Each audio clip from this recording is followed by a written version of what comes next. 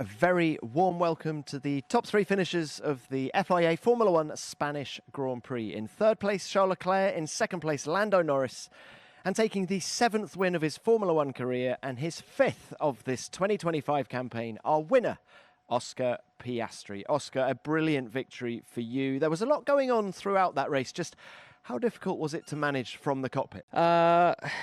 It was... I felt mostly under control. I think, I wasn't really expecting Max to try a 3-stop race, and I wasn't really expecting it to work as well, almost work as well as it did either. So there was a bit going on at that point, definitely. And just with all the traffic and the blue flags as well, that made the race a bit more interesting than I wanted. But apart from a few laps trying to get through the blue flags, I felt pretty much in control and could increase my pace when I needed to.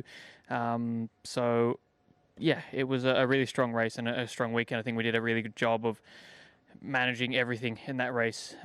Sticking to our plan on strategy, not getting distracted by the 3-stop, really good pit stops. I think we just did a good job all around. You say it's a very strong weekend. Would you say this is your strongest weekend in Formula One to date? It's definitely up there. I don't know if it's the best one, but certainly it's been a strong one. It's pretty hard to complain with the results we've had this weekend, and I think more so than that, just the effort that's gone in. And analysing some of the things from last week that we could have done better.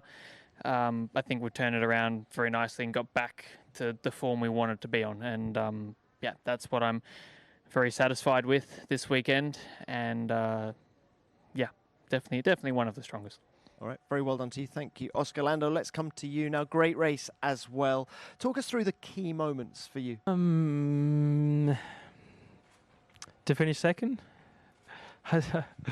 I'm not sure. I mean, obviously I got past Max quite quickly. Lando,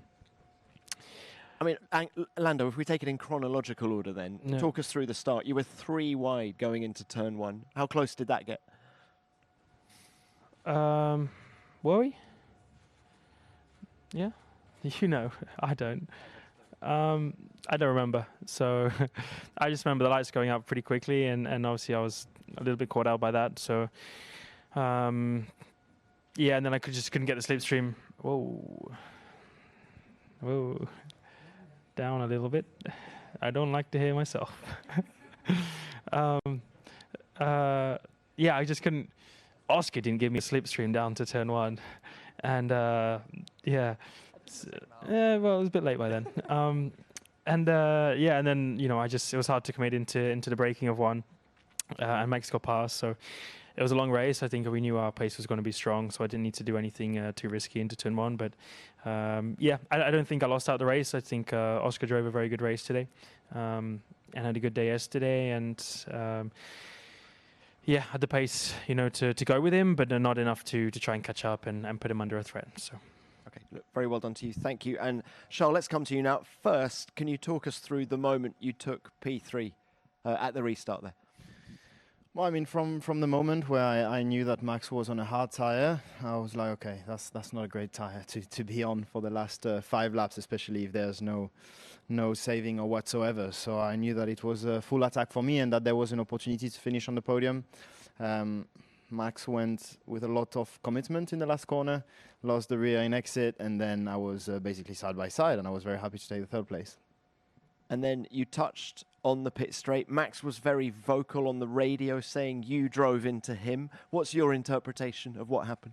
I mean, I probably would have been very vocal if it was the other way around as well, because you are fighting for the 3rd place, so you are just trying everything to get that 3rd place back. And I think he knew that on track it would be very difficult with the tires he was on. So, I mean, honestly, I don't have any particular feeling about it. There was nothing special. I overtook on the inside. He tried to squeeze me on the dirty side of the track. Then I had the upper hand because I had more speed because of the mistake he had done. And then I was trying to take the slipstream of the McLaren, went a tiny bit to the left. He didn't seem to want to move at all. And we touched a little bit, but there was nothing special. All right, final one from me. You've now finished on the podium at Monaco and then here in Barcelona, 2 very different racetracks. How much confidence do you have in the car now that your ability to finish on the podium going forward? Today we finished on the podium because we were lucky with the safety car. Otherwise, I think fourth was our position. Yeah, so I don't think I have much more confidence in order to finish on the podium consistently, but yeah, we are getting there. I guess we start to understand the car, how we can set up it in order to extract the maximum out of it. But still, we need to go in quite extreme directions, which is not so nice to drive. So unless we have upgrades very soon, I think it's going to be difficult to be fighting regularly for podiums. Okay, thank you for that. I'm going to open this to the floor. Can I ask for questions for Charles, first of all? He needs to leave in 5 minutes or so to go to see the steward. So questions for Charles first, please. Jack Smith, Motorsport Monday, motorsportweek.com. Charles, you seemed a little bit downcast last week after coming second in Monaco. Do you feel that under the circumstances, this is the podium you scored this season that is the most satisfactory? Yeah. I mean, it's not like I'm over the moon for a second or third place, but it still feels good because coming to the weekend, I did not expect that. But so didn't I last week as well in Monaco. I think, though, in Monaco, the disappointment was big because in FP1, FP2, FP3, we were very strong. It was not the case here, so we weren't strong in FP1, FP2, FP3, or qualifying. But I knew I had sacrificed quali yesterday in order to be strong in the race today, and it seems to pay off with a little bit of luck as well, gave us the podium. So on that, it's a good surprise, and I'm very happy about our weekend, but I'm not happy about our overall performance, and on that we need to do a step soon. Thanks for that. Any more for Charles? Yes, another one. I actually wanted to ask a question for Oscar and Lando. No, can we just quickly deal with Charles? Any more for Charles? Yeah, we'll come back to Oscar and Lando in a minute. Sorry, thanks for your patience. Giuseppe Marino, Motor Online. Ciao, Charles. Congratulations. Did you expect a better race pace with medium tires?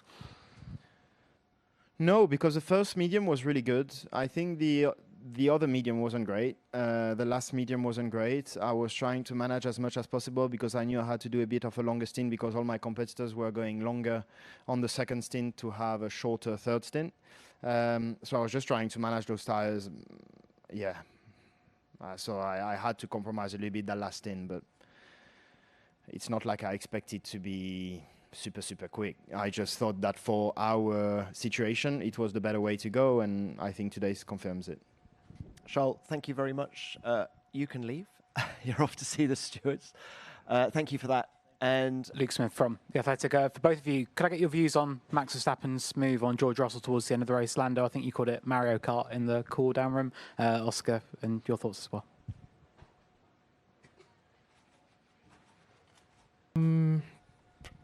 Oscar told me he had some interesting opinions on it, so I'm going to pass straight over to him.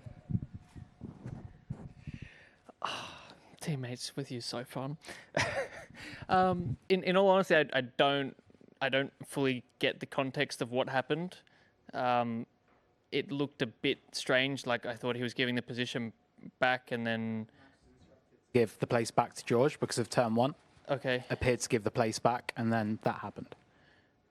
Yeah, so I mean, I don't really get what happened there. Like, I don't know if it was a misunderstanding, whether he didn't brake, or I don't really know. So I think I need a bit more context on what happened, but you know, obviously it was not exactly a small touch, so I don't have that much more, but it obviously didn't look great. can we get your thoughts? That's not what he said earlier, but yeah, I don't, similar thing, I don't know what happened. I've not heard what Max has said, and I've not heard what George has said, so I don't think it's something for me to comment on for now. Thanks both. Any more, please, for either of these two? Limited to from Grand Prix, question for Oscar and Lando. Are there any tracks left where McLaren won't be as dominant?